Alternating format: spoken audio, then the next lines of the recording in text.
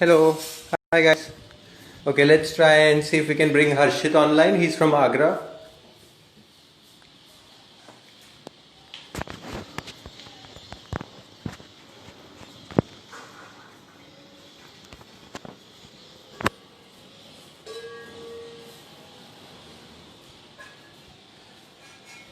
Hi Deepak.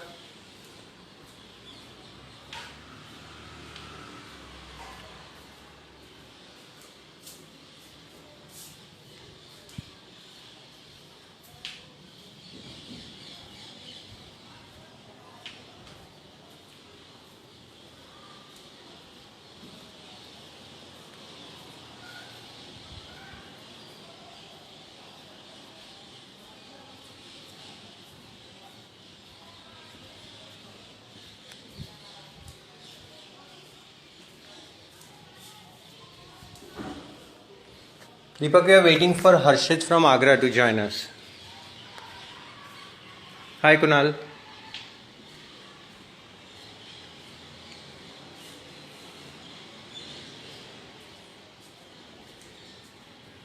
Hi Sakshi.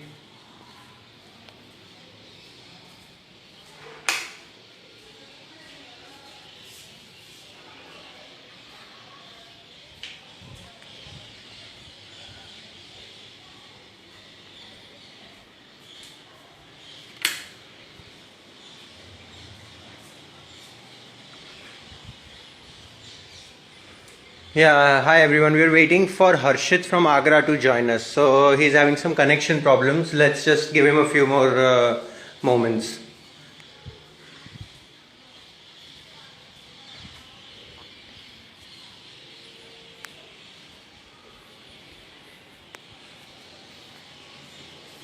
Let me find out what he is. Let me try calling him. हाँ okay रुकिए मैं वापस try करता हूँ. Will be able to anyone who can see this person's live video will able to watch this live video too.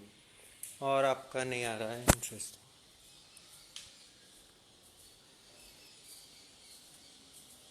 हाँ. No sir अभी नहीं आया.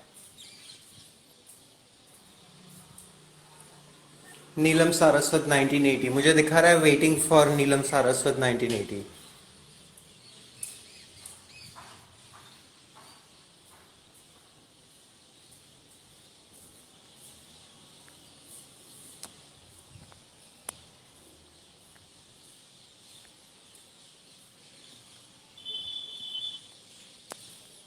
आपको मेरी आवाज आ रही है?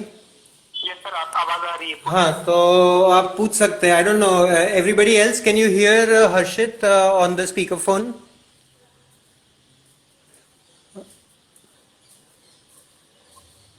दीपक Sakshi can you hear? Sakshi can you hear? Harshit ji आप कुछ बोलिए तो देखते हैं सुनाई दे रहा है कि नहीं. Okay my name is Harshit I am from Agra. Okay sir that's. ये मुझे हाँ सर मुझे एंकोलाइजिंग स्पॉन्डिलोसिस की प्रॉब्लम है. ओके. आपकी एज ये कितनी है? मुझे ये मुझे 2.5 to 3 years से है. ओके तो सर स्टार्टिंग मुझे विंटर्स में हुई थी जब मेरे लोअर बैक में अचानक दर्द होना शुरू हो गया था. हाँ और स्टार्टिंग में तो ये दर्द सुबह सुबह हुआ करता था. उस समय पे मैं काफी स्टिफनेस रहती थी मैं उठ नहीं पाता था. हाँ फिर धीरे धीरे करके रात में सोना भी मेरे लिए मुश्किल हो गया. हाँ फिर मैंने अपने ही शहर के एक अच्छे हड्डियों के डॉक्टर को दिखाया. हम्म. तो उन्होंने मेरा चेकअप करवाया HLA-B27 का जो मेरा पॉजिटिव आया. करेक्ट मेरा भी HLA-B27 पॉजिटिव है. हाँ फिर मुझे उन्होंने रेफर कर दिया सर गंगाराम दिल्ली में. करेक्ट. वहाँ पे मैंने एक डॉक्टर थे रीमोटोलॉजिस्ट थे वो. उन्होंने मेरा ट्रीटमेंट शुरू किया. करेक्ट. उन्होंने स्टार्टिंग में मुझे 3 तरह की मेडिसिन दी. एक NSAID थी, एक DMARD थी और बायोलॉजिक्स थे. राइट मतलब उसमें आपको क्या सल्फासालाजीन दिया था? क्या दिया था? यस सर मुझे साज दी थी साज. सल्फासालाज़ाइन. हाँ साज करेक्ट. हाँ और मुझे एनकॉन दी थी NSAID हाँ. पेन किलर थी. और साज कौन सा आपको, साज डीएस दिया होगा? Yes sir. हाँ ओके हाँ। और क्या कहते हैं, इंजेक्शन दिया था इंटरसेप्ट करके। हाँ वो बायोलॉजिक्स है। Yes sir. हाँ करेक्ट, हाँ मैंने भी वो पहले वाले जो दो है एनएसएड और DMARD, non steroidal anti inflammatory drugs और disease modifying anti rheumatic drugs. Yes sir. हाँ यही पे था, मैं बायोलॉजिक्स तक तो नहीं गया था पर मेरा, हाँ उस पे भी मेरा ट्रीटमेंट कुछ सालों तक चला। पर अभी तो पिछले 3 1 4 साल हो गए होंगे तो मैंने कोई दवाई नहीं खाई, पैरासीटामोल। फिर धीरे धीरे तो मैं ब्रूफेन पे आ गया था, फिर उसके बाद जब दर्द होता तो पैरासीटामोल ले लेता था। और अब तो कोई दवाई लेने की जरूरत ही नहीं पड़ती। बाकी पहले रोज मैं साज डीएस 1 ग्राम मॉर्निंग और 1 ग्राम इवनिंग में लेता था। Yes sir, I me to.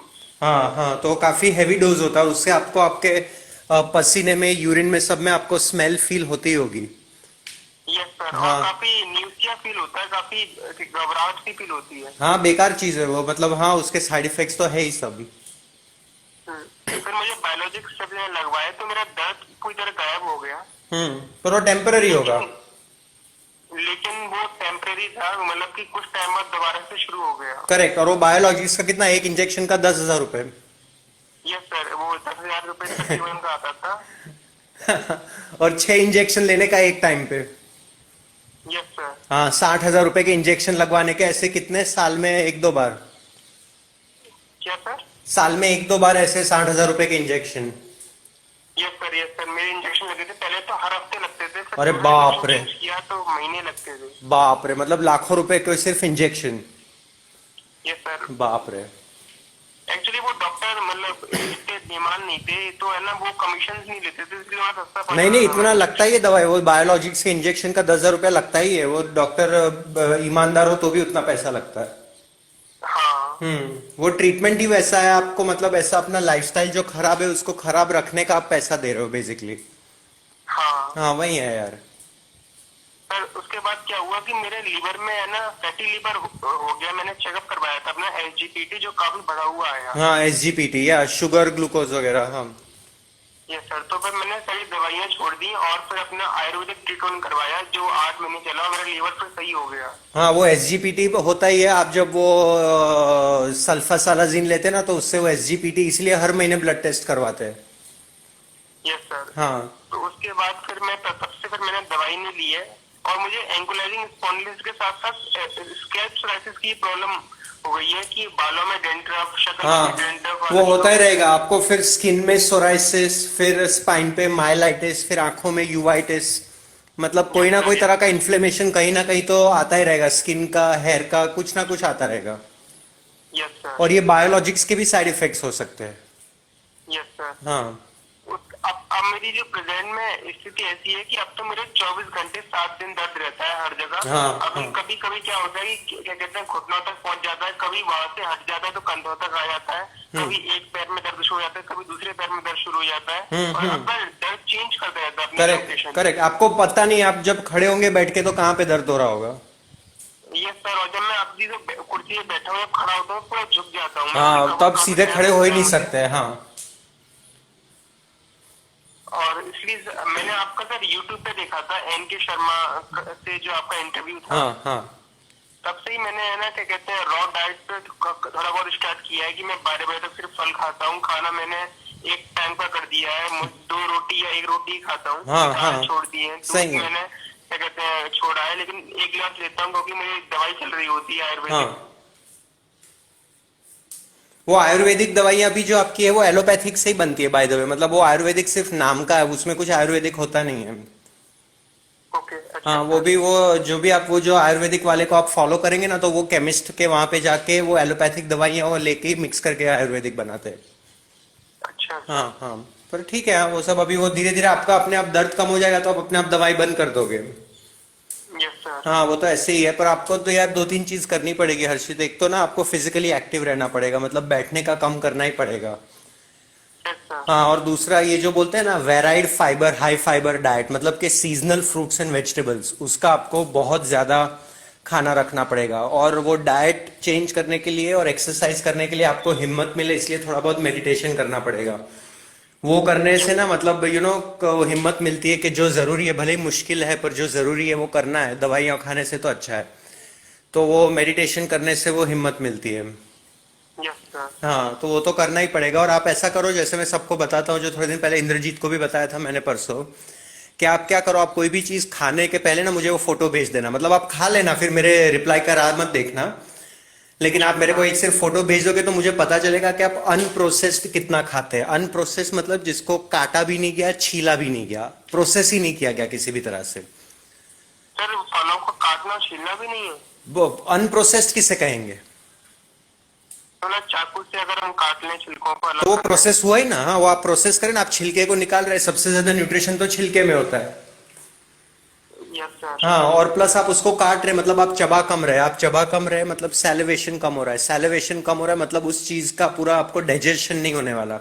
Digestion नहीं होने वाला तो उस चीज का जो आपको फायदा मिलना चाहिए, उसका विटामिन मिनरल जो आपको मिलना चाहिए, वो बॉडी को मिलेगा ही नहीं, वो निकाल ही नहीं पाएगा उससे। सर लेकिन छिलके तो कड़वे होते हैं, मतलब कौन सा मीठा पर, हाँ होता तो है। कड़वा तो वही तो है यार, कि आपको अपना माइंड स्ट्रांग, इसलिए तो मैं बोल रहा हूँ थोड़ा बहुत मेडिटेशन करोगे तो समझ में आएगा कि या तो फिर आप मीठा मीठा खाओ और फिर दवाइयाँ खाओ लाखों रुपए की, और तो भी दर्द में जियो, और डॉक्टरों के वहां पे धक्के खाओ, वहां पे 1-2 घंटे बैठे रहो अपॉइंटमेंट लेके जाके भी, वो लाइफस्टाइल जियो। और या तो फिर थोड़ा समझो कि आपकी जबान जो है वो आपके बॉडी के साइज के हिसाब से कितनी छोटी चीज है। तो आप यस अपने सर। जबान, इतनी छोटी जो ऑर्गन है, उसको थोड़ा टाइम के लिए अच्छा लगे, उसके लिए आप अपने पूरे बॉडी को सालों तक परेशान कर रहे हो, तो ये कोई समझदारी वाली बात तो है नहीं। Yes sir. हाँ, मतलब थोड़ा मैच्योर होना पड़ेगा यार, वरना तो दवाइयों के खर्चे चालू ही रहेंगे। Yes sir. हाँ, तो टेस्ट का नहीं देख सकते आप, इसलिए आप मेरे को कोई भी चीज ना आप खाओ ना, उसका मुझे खाने के पहले फोटो खींच के भेज देना, मुझे एग्जैक्टली पता लगना चाहिए कि आप उसके कितने टुकड़े करके खाते हैं। Yes sir. है ना? मतलब देखा जाए तो मैं तो जैसे कुछ भी खाता हूँ, जैसे आज सुबह मैंने खाया तो गुआवा खाया, जो अमरूद होता है, तो अमरूद है उसको धो के खा लिया, अभी उसको काटने की क्या जरूरत है, दांत आगे के जो है वो काटने के लिए तो दिए। यस सर लेकिन फिर जैसे केला होता है सर हाँ, और केला ये छिलका छील लो ना, केला है, ऑरेंज है, पाइनएप्पल है, फिर अनार है, तो इसको छील लो आप। पर पपया है तो पपया को नहीं छीलना है, आम को नहीं छीलना है, तरबूज को नहीं छीलना है, इन सबको नहीं छीलना है, यस सर। वैसा। और सर ये मैं पूछ रहा था कि अभी मेरी जो स्थिति है, मैं ज्यादा चल नहीं पाता हूँ, अगर चलता हूँ तो फिर दर्द होने लग जाता है पैरों में, फिर भी इतनी स्वेटिंग करनी है? हाँ, आपको चलना तो पड़ेगा ही, मतलब वो जो दर्द होता है ना, वो 15-20 मिनट 25 मिनट होगा, 25 मिनट के बाद थोड़ा थोड़ा बैक सीधा होने लगेगा, और 1 घंटा चलने के बाद आपको काफी मतलब पेन काफी कंट्रोल में आ जाएगा आपको। तो मतलब हाँ, आपको जो मैं वो इंद्रजीत भैया को बता रहा था कि आप शुरुआत में ना सुबह शाम आप 45 मिनट 1 घंटा सुबह शाम चलना शुरू करो, या तो 45-45 मिनट शुरू करो, आधा घंटा कहीं से भी शुरू करो। यस और आप सर। जब 1 महीने तक रोज सुबह शाम 1 घंटा चलते हो, तब मुझे बताना कि मैं 1 महीने से हफ्ते के कम से कम 6 दिन, 7 दिन नहीं तो कम से कम 6 दिन आप सुबह शाम 1-1 घंटा चल रहे हो, तब मेरे को बताना। और तब आपको अपना बैठना भी थोड़ा कम करना पड़ेगा, मतलब 15 मिनट से ज्यादा आप बैठना ही मत, खड़े होके एक रूम का चक्कर काट लेना 10 सेकंड के लिए, और फिर बैठ जाना, लेकिन हर 15 मिनट पे खड़े होना जरूरी है कुर्सी से। Yes sir. उतना ध्यान रखना पड़ेगा, 15 मिनट से भी ज्यादा बैठेंगे ना, आपको दर्द होने का फुल चांस है।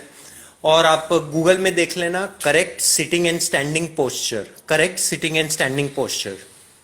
Yes sir. हाँ, तो वो पोस्चर्स के हिसाब से आप बैठना, और खड़े रहने का भी ऐसे ही करना कि आप ज्यादा टाइम अगर खड़े या ज्यादा टाइम बैठे हैं तो भी स्ट्रेट ही बैठना है, उसकी धीरे धीरे प्रैक्टिस हो जाएगी।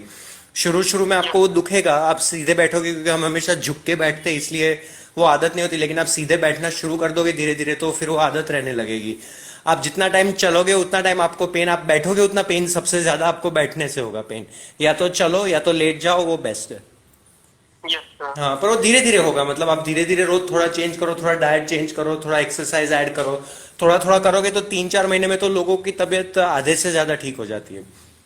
Yes sir. हाँ, तो ये करना है, और अपने 2 दिन तक आप मुझे जो भी खाओ ना उसका फोटो भेज देना एक यस सर। व्हाट्सएप पे।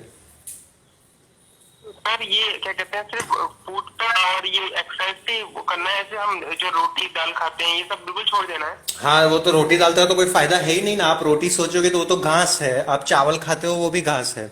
सो रोटी और चावल में तो वैसे भी सिर्फ कैलोरीज है, रोटी में ग्लूटेन होता है गेहूं में। सो इन सब चीजों से बहुत तकलीफें होती है, और घास हमारे लिए है ही नहीं। आप देखोगे तो बंदर घास नहीं खाते, गाय भैंस बकरी ये लोग घास खाते हैं, क्योंकि उनको, गाय को भैंस को बैल को, उनको बहुत सारे पेट होते हैं, एक पेट नहीं होता उनको, मल्टीपल स्टमक्स होते हैं, उनको रूमिनेंट्स बोलते हैं इस एनिमल्स को। और वो लोग जो घास खाते हैं वो एक स्टमक से दूसरे स्टमक तक लेके जाते हैं बार बार उसको, अपने पास एक ही स्टमक है, इसलिए हमको घास हजम ही नहीं होता, इसलिए पहले उसको पीसना पड़ता है, फिर उसका आटा गूंदना पड़ता है, फिर उसको या तो तल के पूरी बनानी पड़ती है या तो सेक के रोटी बनाना पड़ता है, चावल को उबालना पड़ता है। मतलब जो भी चीज आप डायरेक्टली नहीं खा सकते इतने सारे प्रोसेसिंग के बगैर, वो चीज आपके लिए है ही नहीं।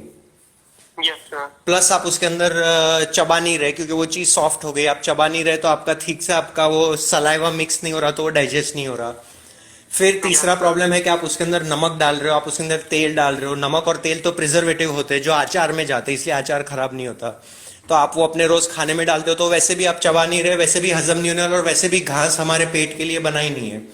तो उस चीज से तो आपको फुल वो पेट में कांस्टेंट सूजन रहने के कारण तो आपको ऑटो इम्यून डिसऑर्डर हुआ है। बाकी जो HLA-B27 है वो तो अंडरलाइन फैक्टर बोलते हैं उसको, ट्रिगर नहीं बोलते। आपका जो ट्रिगर हुआ है वो आपके लाइफस्टाइल के कारण हुआ है। Yes sir. डॉक्टर भी आपको ये बताएंगे कि क्योंकि जिसको भी HLA-B27 होता है उन सबको एनकाइलोजिंग स्पॉन्डिलाइटिस नहीं होता, आप अभी गूगल पे चेक कर सकते हो। Yes sir. हाँ, अगर आपको HLA-B27 पॉजिटिव है तो आपको 80% चांस है एनकाइलोजिंग स्पॉन्डिलाइटिस होने का, लेकिन बाकी का जो 20% है वो हमारे लाइफस्टाइल पे है कि हम सालों से गलत खाना खा रहे हैं जिसके अंदर गर्म तेल यूज होता है। तो फिर ऑब्वियसली हमारा पेट कॉन्स्टेंटली सूजा हुआ रहता है, और हमारा जो इम्यून सिस्टम है वो हमारे गट से कंट्रोल होता है। सो क्योंकि पेट कॉन्स्टेंटली सूजा हुआ रहता है, इसलिए फिर वो हमारा इम्यून सिस्टम है वो कंफ्यूज हो जाता है और हमें अटैक करना शुरू हो जाता है, कर देता है, और फिर उसको बोलते हैं कि आपको ऑटो इम्यून डिसऑर्डर हो गया। अब वो कभी ठीक नहीं होने वाला। Yes sir. अब आपका बेसिकली इम्यून सिस्टम कंफ्यूज हो चुका है और वो जिंदगी भर आपको अटैक करता ही रहेगा, और इसीलिए आपकी वो जो हड्डियां है बोन मैरो, जहां से रेड ब्लड सेल्स बनते हैं, वो बोन मैरो जहां पे होगा वहां पे आपको सूजन रहेगी, मतलब के जॉइंट्स में। क्योंकि जो आइटिस है उसका मतलब होता है सूजन, सो स्पॉन्डिलाइटिस मतलब स्पाइन में सूजन, यूवाइटिस मतलब जो आंखों में जो यूविस होता है उसका सूजन, फिर आर्थराइटिस मतलब जॉइंट्स में सूजन। सो आपके वो जब तक आपका पेट सूजा हुआ रहेगा तब तक आपके इम्यून सिस्टम आपकी हड्डियों को अटैक कर करके सूजा देगा पूरा।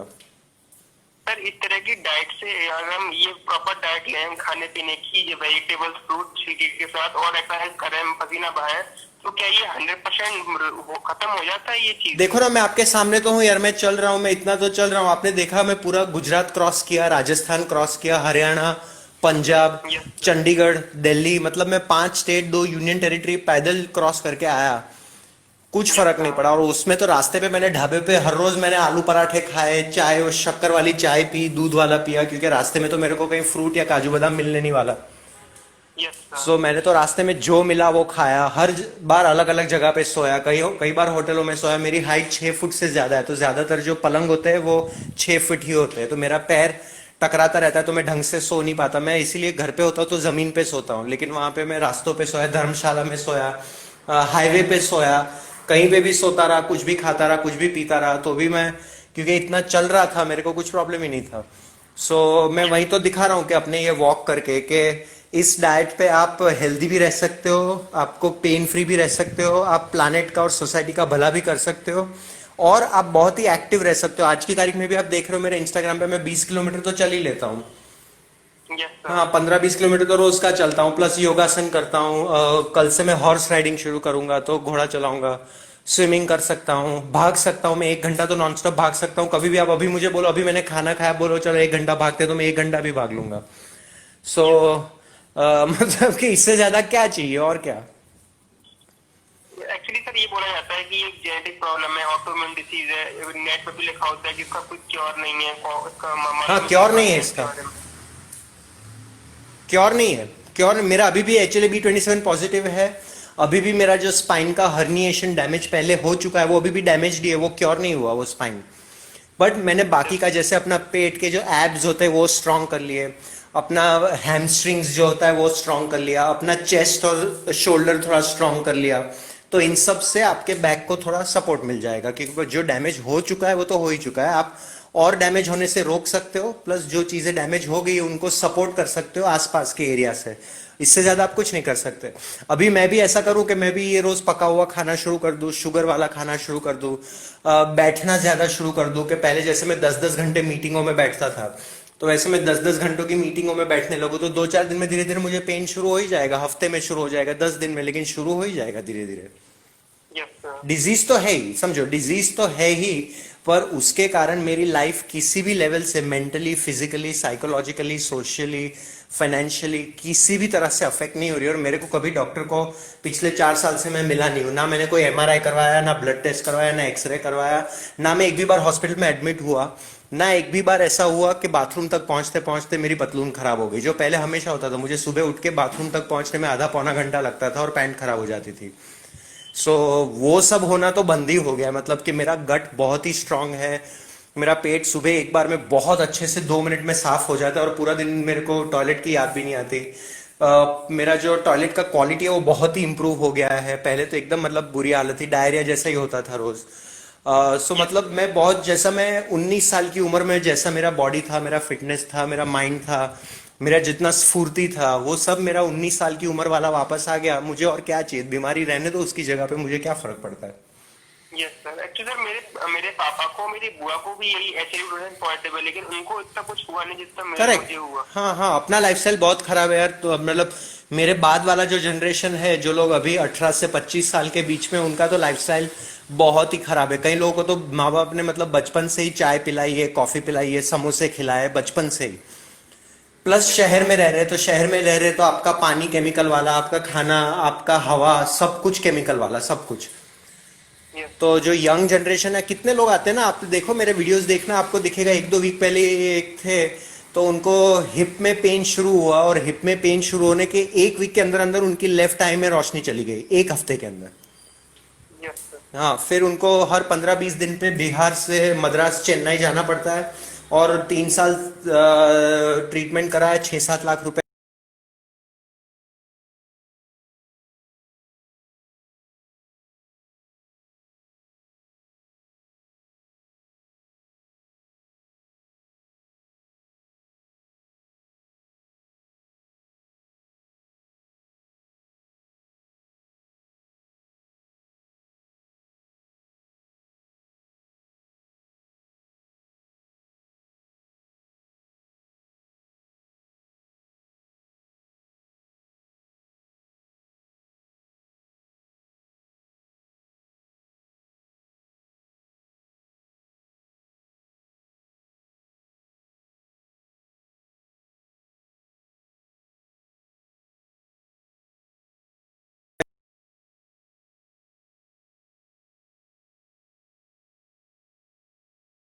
में जो स्ट्रेस होते हैं वो भी बहुत ज्यादा है।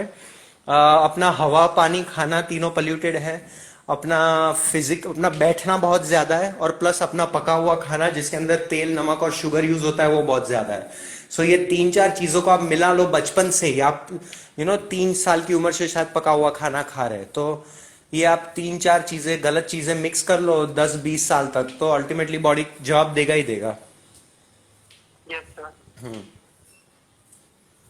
ठीक है ना हर्षित, अब से ये करते हैं, आप अपना टारगेट बनाओ कि आपको सुबह शाम 1-1 घंटा चलना है। आप ऐसा है तो आधे घंटे से शुरुआत करो, कहीं से भी शुरुआत करो, ओके सर। है ना। और वो पेन तो होगा यार, थोड़ा फाइट मारना ही पड़ेगा, पर वो बैठ के तो आपको और आप खत्म हो जाओगे। Yes sir. वो बोलते ना, वो घिस के मरने से, मतलब वो जंग लग के मरने से घिस के मरना अच्छा है।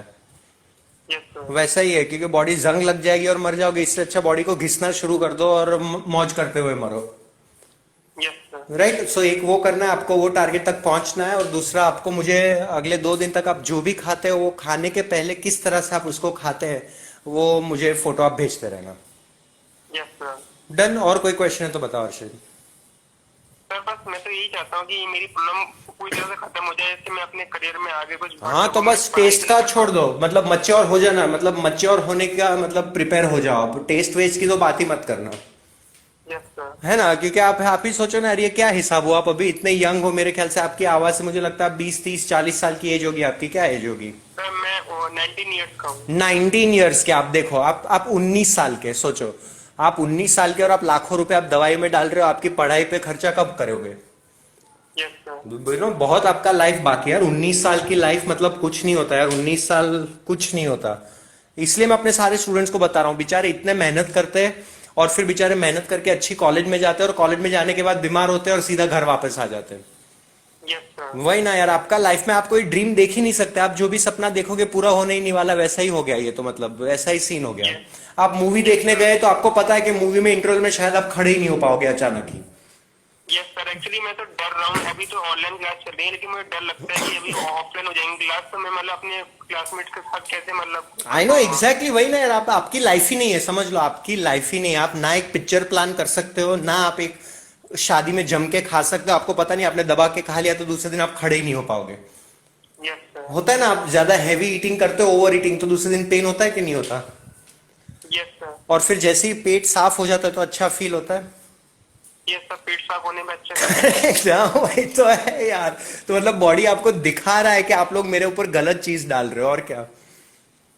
और सुबह उठते ही आप 1 लीटर पानी पी लो, 3-4 ग्लास दबा के एकदम फटाफट 3-4 ग्लास पानी पी लो और एक आध केला खा लो ऊपर।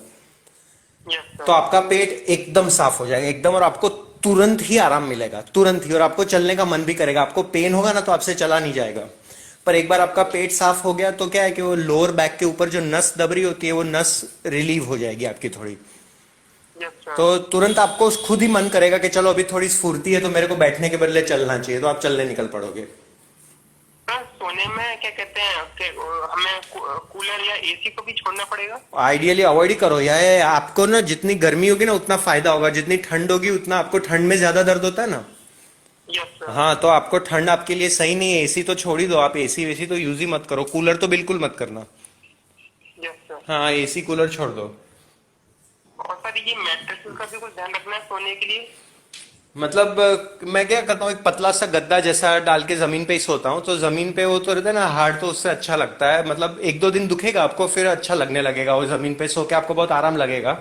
खास करके अगर आप अपने पीठ पे सोते और पैरों को थोड़ा ऊपर रख देते, मतलब अगर उधर कुर्सी या ऐसा कुछ रखा है, सोफा या ऐसा कुछ, उस पे आप अपने यस। पैर रख दोगे ना तो आपको बहुत अच्छा लगेगा।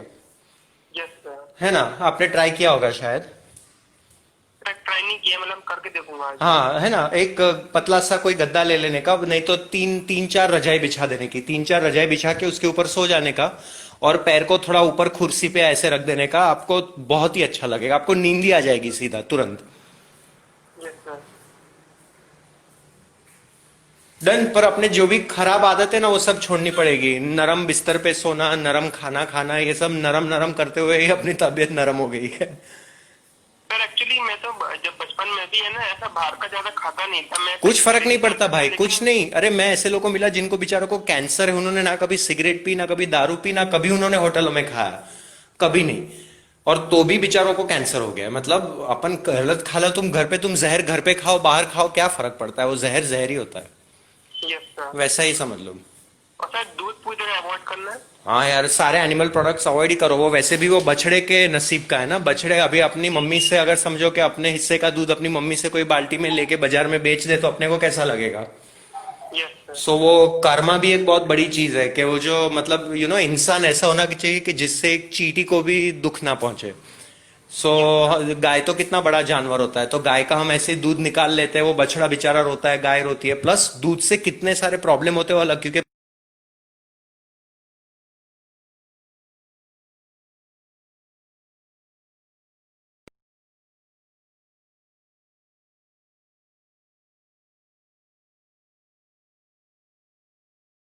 को भी इंजेक्शन लगाने पड़ते हैं विटामिन के गायों को, क्योंकि वो यस बिल्कुल सर। बाहर धूप में नहीं निकलते, पूरी लाइफ वो उधर बंधे हुए रहते हैं, और उनके साथ मशीन लगा देते हैं, मशीन दूध निकालते रहते हैं।